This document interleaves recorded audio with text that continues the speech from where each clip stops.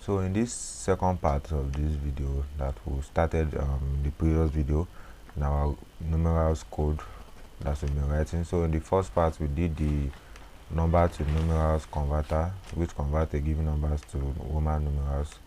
We wrote our code and everything worked out well. So let me just show a quick test of what we did.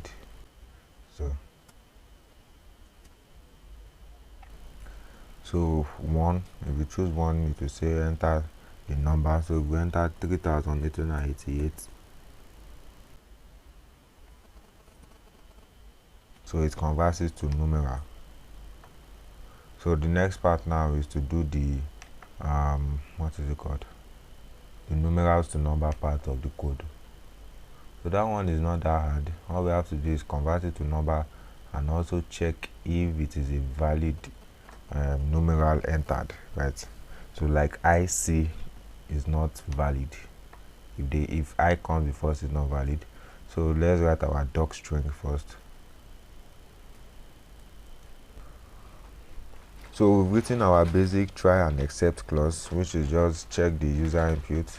Now we're going to turn it, the user is inputting a string now instead of an integer, and then we're going to turn it into uppercase so that if the user enters a small I or a big X, it will just bring in everything in capital letter.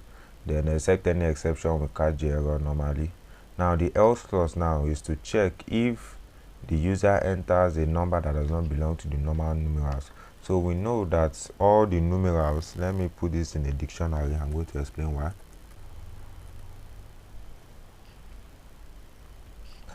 So this dictionary now contains the keys of this dictionary. We have I, V, X, L, C, D, and M. So this represents the expected strings that are meant to come in. The combinations are going to be out of any of this. So let's say the expected that we need. The reason I put that in the dictionary is because we're going to use it later. So what this numerals does keys mean is that it's going to pick I, V, X, L, C, D, and M. It's going to pack them together, and then we're going to turn it into a list. So we're going to be able to check things that we need. So let's continue.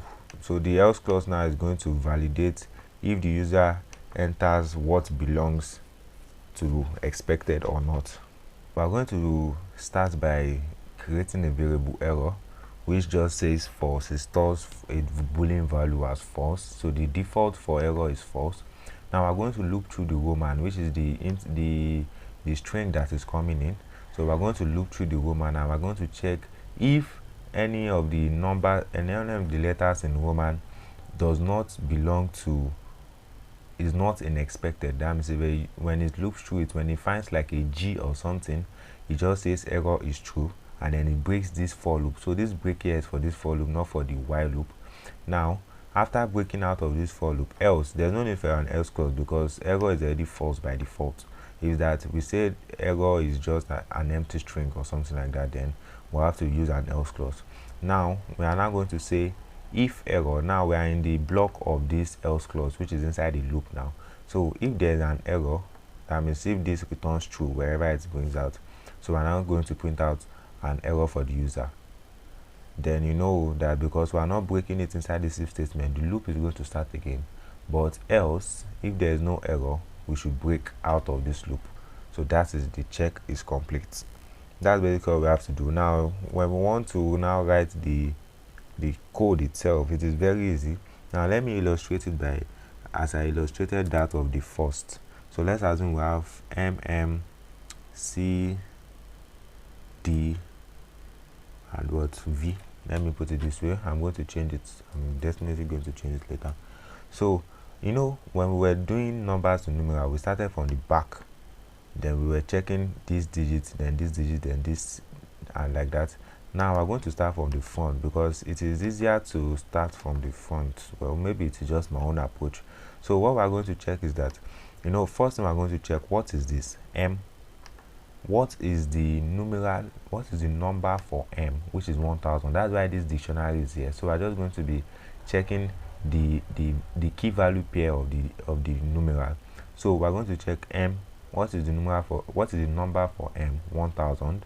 So you know it's addition, right? So the next m another 1000, that's 1000 plus 1000, then c, that is 100, d 500. So we have to put in we have to check if, since it is from left to right, we have to check if c and what comes after c are following each other. What I mean is that if it is md now, that means everything is still working well. But if it is cd, that means what comes after c is greater than c itself. We have to do a subtraction. So our code has to just do a quick check. So else is going to continue with the normal way. So now let's write that part. So to begin, I don't think fast forwarding what I am typing is good to see, or at the same time, or explaining while I am typing, that one is going to be making it slower. So I just prefer I should just write out the code and I should just explain. Then you have the time to so you have the time to what do I want to say, you have the time to just copy the code on the screen. So now what we did there first is that we converted Roman to a list. So this way, you know that, well, I'm going to explain as we go. When we convert Roman to a list, we'll be able to be deleting some items, so that when we change m to 1000, we delete it. You know, a string is immutable just like a tuple, but a list is not. So when we convert it to a list, we'll be able to be deleting items from it. Now we define a variable number, which is going to be the total number we're going to convert to. So the number is going to start from 0 normally. So now we're going to start a loop. This one is a while loop. Now this is a while true loop, which means that it must have a break statement inside, right? So I'm going to say if Roman equals to an empty list. You know that what this means. So if Roman is an empty list, break. That means to say, as I said, we'll be deleting items in this Roman. So when it reaches empty list, it should break. Now before that, that's why this else clause starts from. Now we're going to first check the length of Roman. You know, if a user brings in just one input, or if a user, or if we are already deleting and deleting and deleting, if the length reaches 1, if it is not equal to 1, sorry, if we are deleting and deleting, we have to first check before we go on that, okay, it is more than 1. So I'll be able to check if it has a digit after it or a numeral after it. So if len Roman is not equal to 1, that means if numeral is 2, 3, 4 or something like that. And you know, this is not all now, this is and. It means that this must be true and this must be true. Now I want you to know that there's a reason why I put this if len Roman not equal to 1 first, and I did not put it after this statement here. Let me first explain what the statement is first. It says if len Roman is not equal to 1, and then numerals Roman 0. Now let me break this down. So where did I define numerals? Okay, so what is Roman 0 first? The first digit of Roman. Okay, this is meant to be a list now. Let me do it like this. So where was I? Okay, so it will first check what is Roman 0, which is m, right? Numerals Roman 0 means that it's going to pick the value for key m. So Roman 0 is m, that will be numerals m, which is 1000. So it's going to check if 1000, so this is going to represent 1000, this part. So it will check if 1000 is less than what comes after it, so that we are going to check like this C and D. So what comes after m here is another m, which is another 1000. So this one is already a false statement like this, so we don't need, so this side is not going to pass through, because although the Roman is not equal to 1, because the length of this list is 1, 2, 3, 4, 5 is not equal to 1, and then numerals Roman 0 is not less than this. So and means that both of them must be true before it can continue. If it is or, that one means one of them must be true. So the reason I did not put this after, the reason I did not put this len Roman not equals to 1 after this is because if I had put this line, you know, it is a code, which means that it will be reading it as you write. If I had put this line at the front here, at this front here, it will first check if numerals Roman 0 is less than numerals Roman 1, and then before it now checks if it is not equals to 1. That means if it is not equals to, if it is equal to 1 first, that is the first thing to check. It will raise an index error here on this part before it now actually realizes that, oh, I'm actually meant to check this part. So anyone you think will lead to an error first is one you should check, so that it will not, I don't know how I'm going to put the English. Okay, so when we do this line is not going to be executed, so the else statement is going to be executed. Now the else statement is going to say number plus equal to numerals Roman 0. So what is numerals Roman 0, which is m? So number plus equal to m. So in the first situation, number is going to add 1000, right? 0 plus 1000, right? Now what do we now do? Roman dot pop 0. Now what dot pop means, if I don't pass anything in between this, it's going to delete the last item, just like append is going to add something to the last item. But if I add something in between this is going to represent the index that I want to delete. So if I do pop 0 means delete m away from here. So what is going to be remaining in the list is mcdv, because it's going to pop this out. So that is on the first iteration of the loop, because we are not breaking it yet, because Roman is not equal to empty list.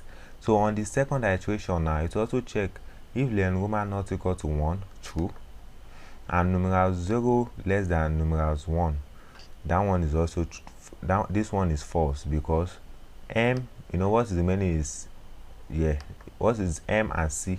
So m is still greater than c, so it will skip this part and it will run this part again. So m is going to be deleted, so let me just delete this right now, and then another 1000 is going to be added.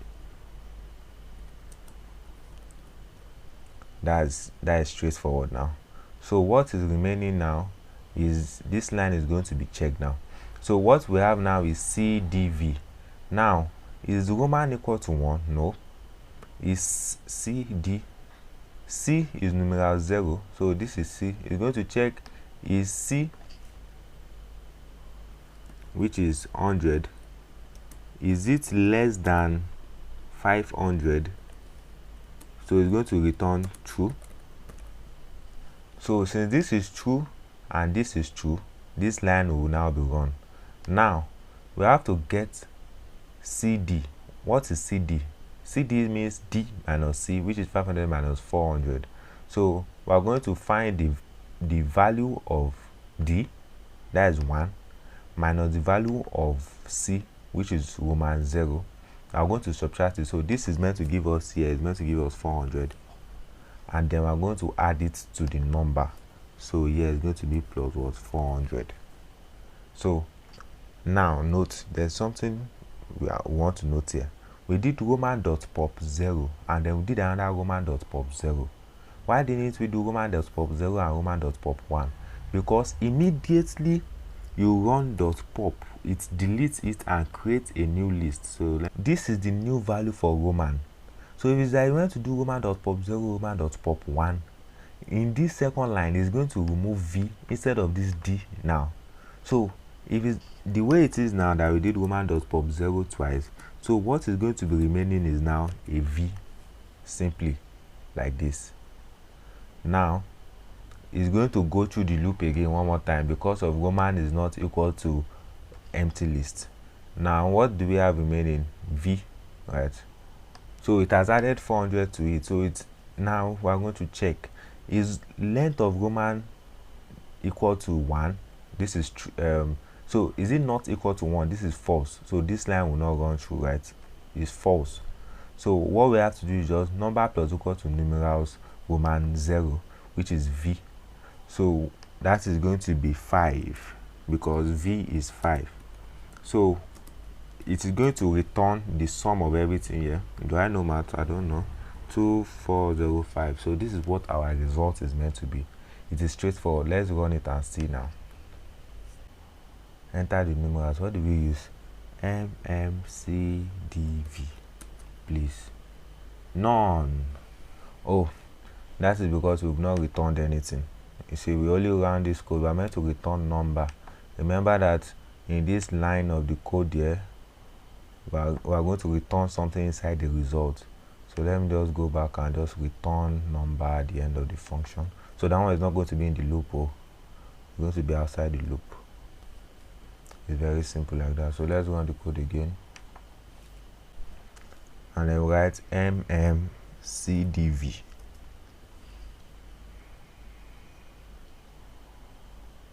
Okay, perfect. So we got what we wanted.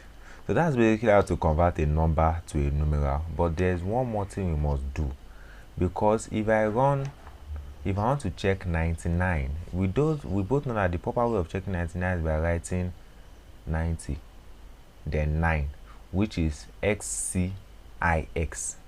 But if I enter ic, it's going to give us an answer. Let's see, number 2, ic. What does ic give us? 99. Although this is a correct answer, but it is in the wrong format, so we have to check if the user entered this right.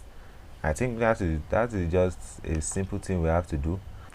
What we are going to do is that we are going to convert this result, since we are very sure that our number to numerals is perfect, right? We are just going to convert the output to get a 99 to a numeral, and we are going to check if that numeral is equal to the numeral that is entered. That's just simply what we have to do, because if we pass in the 99 IC and we put it into our code that is up here, that is it, and we put it into numbers to numerals. So if we put it into here like this now, our code is going to give us the xcix, which is the correct one. So if they are not equal, we should raise an error. So we're just going to modify this part a little bit so that this one will be able to receive a number input. So we'll say number, so default is 0. So this the user will bring in an input if number is not equal to 0. So we'll say if number is not equal to 0. So we ask the user to bring in an input. So this way, if we are bringing in a number, so if I say number to numerals 300, it won't run this line, it will just jump straight to this part. So let me now come here.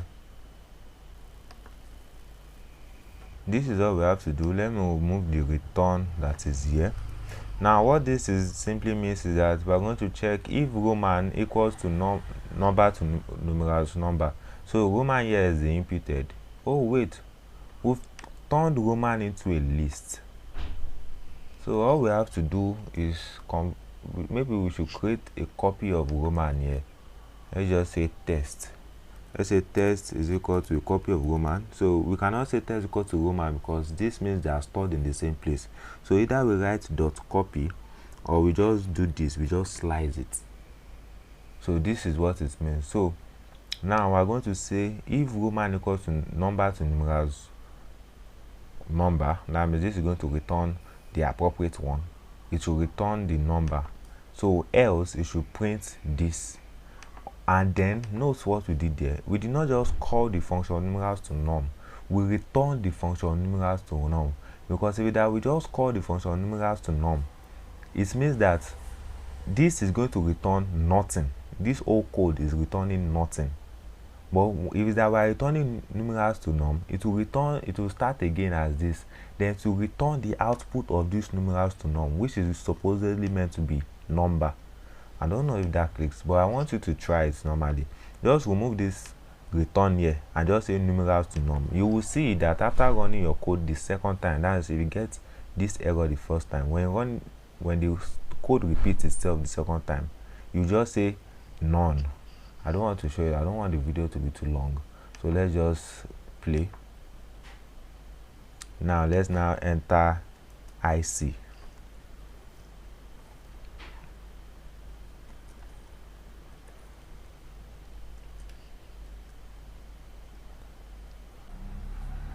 Says enter the number. Did we do the error checking well? It meant if number equals to 0, it means if this is a default value. instead of if number not equal to 0. That's why it was 1 in this code. That was a mistake. So when we do this again, so let's do this for the last time. It must work now. So let's enter the numerals. IC. Aha, perfect. You enter the numerals in your own format, enter it correctly and try again. So let's enter,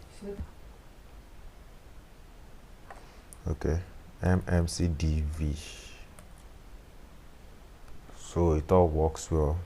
2405. So that's just basically all we have to do in converting numbers to numerals. Should I go through a brief? Let's do recap in 1 minute. So the first function we have is numerals to numbers, right? So convert a given number to numerals. So if number is equal to 0, it means if nothing is passed in here, it's going to ask the user to enter an input. So we check the user input if it must be less than or equal to 3999, else we break. Now we created a function that is going to get the number, its middle, its upper and its lower bound, and also the digit itself. We're going to convert it to an integer because it is passed in as a string. We're going to check if it is less than or equal to 3. List 1, which we created here, is going to append the lower times the digits. So I think that will be something like this. So we have if digit is equal to 4, or if it is greater than 5 and less than 9, this and this and this. So what this just means is that it's going to check if it is if it is 1, 2, 3, it's going to append I. If it is 4, it's going to append IV. If it is 5, V, 6, VI, just like that. That's what this code function is going to do. Now we created 3 zeros here so that we are going to be able to be sure that we don't get index error if the user passes in just one number or 2 numbers or anything like that. Now we are going to check if the length of the numbers is greater than 3, so that we know that if it's greater than 3, it is going to be 1000, and then we are going to append M, the amount of times the number is greater than 3. I don't know how I'm explaining anymore. So the last part is if numerals to numbers, which we just did. So we first created a dictionary, which is numerals. It contains the key value pairs of the necessary numerals and their numbers.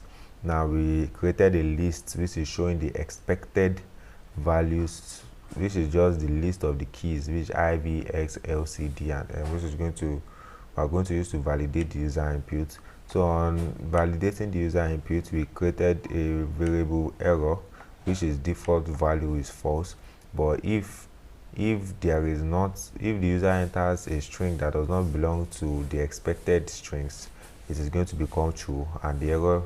So we are going to break the loop, and the whole code is going to start again. So where were we now? So we created a test. So this test is just a clone of the Roman. So this is string slicing, and this is slicing, but this is another way of copying a string or a list or a tuple. It works with everyone. We can also do roman.copy, but anyone works. So this one I prefer this anyways. So roman equals to list roman. We turned it into a list so that we'll be able to delete items in it and then append items, make it modifiable, because a string is immutable. So we also defined the number 0, which is going to be adding the new numbers as we are working on them. Remember, we are working from back. We created a loop if roman equals to what?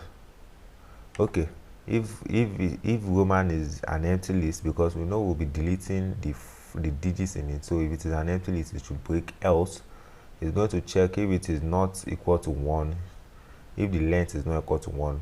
So if it is not equal to 1, it means that there's a before, there's a after. So we are going to check the before. If it is less than the after, we are going to do a subtraction. Else we are just going to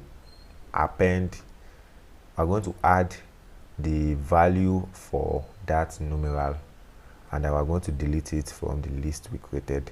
Now I just want to run a quick test here so that we're going to be sure that a user enters the numeral in the correct order. So we're going to use our function that we created initially plus this. Else, if everything is not working well, we're going to put an error and that. So below here is the introduction code. This one is just a basic introduction. if name equals to main one numeral. So that's basically all we have to do in this video. I don't think it was necessary for it to be two parts, but I didn't want the first part to be longer because this whole part was long, and I think me cutting the videos and me skipping some part of the typing makes it shorter. And we're going to be continuing from this. We're going to be doing more tutorials, and I'll see you in the next one. Mix out.